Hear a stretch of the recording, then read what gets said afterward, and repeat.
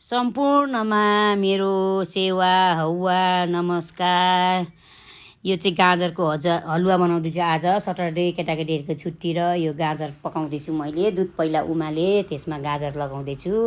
मेरो सानो mini blog. यो गाजर रेडी भयो। यो च्याउको पकौडा बनाउँदैछु। यो फ्रेन्च फ्राइज तार्दैछु मैले। फ्रेन्च फ्राइज यो चाहिँ ससेज चिकन मेरो छोराले काट्दैछ। छोराले मलाई हेल्प गर्दैछ सहयोग।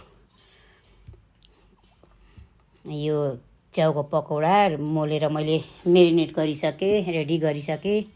यो गाजरको हलुवा यही तारिसकेँ। अब यो फ्रेन्च फ्राइज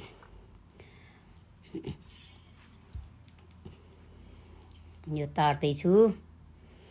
यो गाजरको हलुवा आदि पाकिसक्यो। यो च्याउको पकौडा मेरिनेट गरेको यो च्याउको पकौडा पाकिसक्यो। अब खानालाई रेडी भइसक्यो। यो खानालाई सर्भ गरिसकेँ मैले। खानाको लागि रेडी भयो है साथीभाइहरू।